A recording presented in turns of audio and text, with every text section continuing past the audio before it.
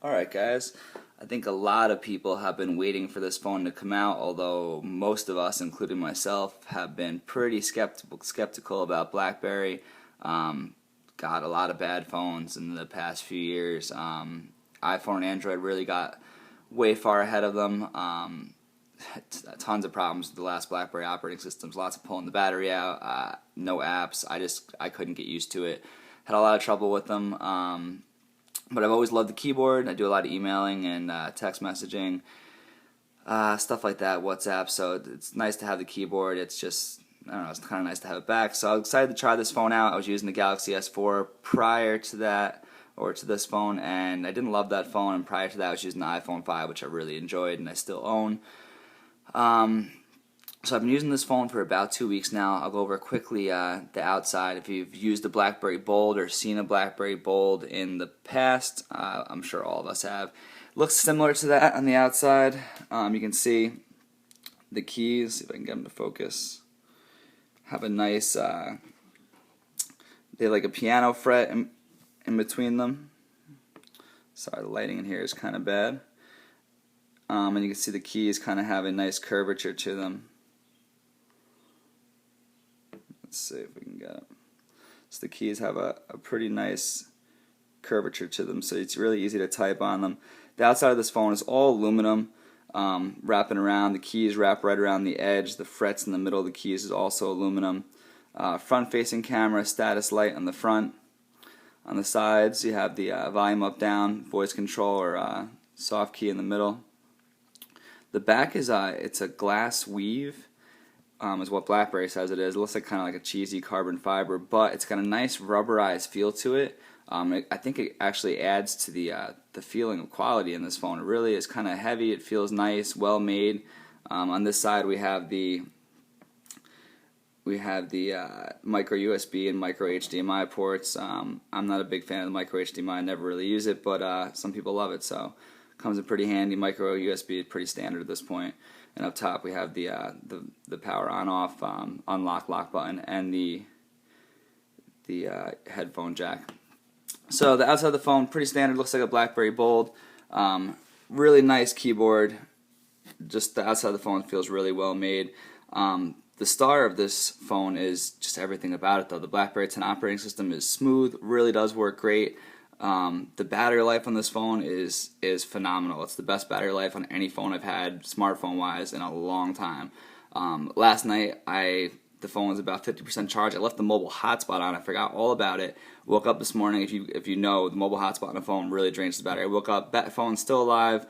Charged it in the car on my way to the gym, and I'm at 50% battery or so right now, 48%. So you can see up top, it shows you time. It's 4G LTE where I live, and the battery, also battery indicator through BBuzz Pro, which is an app. It lets you control the status symbols. On the bottom here, we have this little slider, and I can go to my pages of apps. If I go to the right, you can make folders with the apps. So here's one screen. We'll take a look at my music. It's just a folder, stuff like songs and music downloading, tune-in radio, things like that you think you would need on a phone. So to get out of that, we slide up from the bottom. It just closes the folder, and then you can scroll left and right. This is the main screen. Apps open up in Windows here. So say I open WhatsApp, you can see the window opens.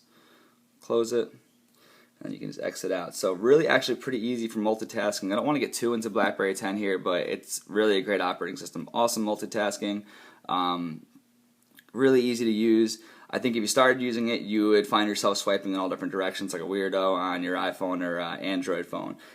But no issues with this phone. I haven't had to pull the battery out. I haven't had to restart the phone. I haven't had to do anything weird like all you Blackberry people will definitely know. So all the way on the left here, I just scrolled over to the left. I have my Blackberry Hub. It shows me all my notifications, BBM, WhatsApp, my emails, Facebook, Twitter, LinkedIn, everything puts in one spot. Visual voicemail, emergency alerts. Kind of handy, actually. Something that I'm just used to using at this point. It's crazy. I can't believe how fast I got used to using this operating system and how fluid and right it feels. It's really strange. So one of the biggest things that's held me back from using a BlackBerry in the past, and even with the Z10, was the lack of apps. after using an iPhone or an Android phone, we all know apps is really what makes the phone and what drives the phone. If you are someone who travels to work, especially in a metro area, I live in the metro New York area, you need something that can tell you about traffic. You just need, there's a lot of apps you need. I mean, it's tough to go without them at this point. What's really nice about the BlackBerry phones is that they kind of thought it out a little bit. Instead, they knew that developers weren't going to develop for BlackBerry 10 right away. They allow you to put Android apps on these phones. These phones can run any Android app. You have to just be able to convert it to a bar file. Really easy to find, pre-converted online. It's a whole nother video about putting Android apps onto the BlackBerry phones, but it's really easy. I'm not a genius with computers, and I was able to do it in about 15 minutes. No issues at all. If you have an Android phone or even an iPhone, you might recognize some of these apps. Namely Google Maps right here. This is full Google Maps navigation, just like you'd have on any Android phone. If you've owned an Android phone and an iPhone, you know that Google Maps is much better on an Android phone than it is on an iPhone. The navigation works better, better options for route changing. So you can see, I mean, this really does work pretty well. So take a look, it'll find my location. This will show me exactly where I am, give me my directions and my navigation to wherever I need to go. Really easy. You can see how easily I got out of that and closed it. So let's say I was in a phone call and I want to dial. You can dial on the screen on this as well. I'll hit call. Say I'm in a phone call and I need to quickly get to my navigation. I'm going to show you how easy it is to multitask on this. My phone is ringing right now. I should have put it on speakerphone so you could hear it. We'll put in a destination here. Let that go. Go back to my phone call. You can see I'm still on my phone call here for 16 seconds in. We'll go back out again. Back into Google Maps, see how it's doing. Still loading up. You can see with the dual-core processor, this phone is pretty quick. I mean, right now I'm opening my third app here. Here comes, it works pretty well. Google Navigation is still starting up. So this is something that does happen every once in a while. I'm kind of glad it did happen right now, is every once in a while one of the Android apps will force close. Not too often though, really pretty infrequently. So let me go back, we'll try to pop that open one more time. Let's see if we can get this running. I wonder if it's because I kicked out of it quick while it was doing this. So it's getting directions right now, searching for GPS. We'll pop out of it again, back into the weather channel. Let's get some weather for a different area. You can see the different maps. But it's kind of easy to see how fast we can get through all the different things and how quick this phone is. I mean, it really does not freeze up, lightning fast, and we just close everything out like that. So really, really easy to use. Really easy to put Android apps in there. I got my news apps, Flipboard, Engadget, CNN. Those three are Android apps. Chase and Mint, two things that I use, financial stuff. Also Android apps, really easy to put on there. eBay. Google Translate. I work in Jersey and need to use that quite often. Netflix. It's really, you can get any app you want on here. So really, really easy to put apps on. No issue at all. Another thing that's pretty cool about this phone is the camera is actually pretty awesome. No problems at all with it. I can't say any complaints. Let's see, I was taking a picture of myself earlier. Some really cool features. I'm trying to see if I can get they have this feature where if you take a picture, it takes like 4 or 5 pictures of the person's face, and then you can move it around, pick whatever face looks best. Now, eyes open, eyes closed. Really easy to edit these pictures. It's got some of the filters, kind of like Instagram, built in over here on the side. Easy to flip it around, all kinds of stuff. So really, really pretty easy, and pretty nice front-facing camera. Also, BBM now you can do face-to-face video chat. BBM is going to be available on Android and iPhone also pretty soon. I think later, probably in the next few days actually, from what I've read. And so that will be pretty cool. If you have a BlackBerry phone, you can BBM with everybody now, which is kind of nice. One last thing I'll show you on BlackBerry 10. If you scroll down from the top, it brings you right into your settings.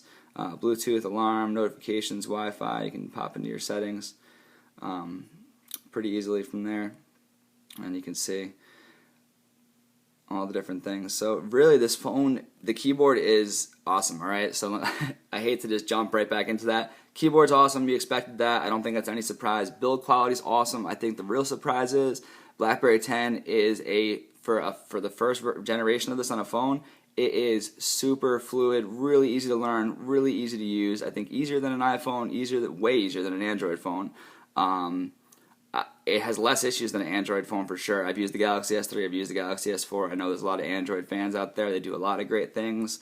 Don't get me wrong, I'm not against Android, but I like this more, and you know what? The battery life is twice as good as any Android phone or iPhone that I've used in the past couple of years. So if battery life is a big thing, if you type quite a bit on your phone, which we all do, your voice commands are great. I think it works better than Siri, and well, Google now is pretty good, but really works well. Everything on this phone is awesome. I suggest you go out and buy it for $200.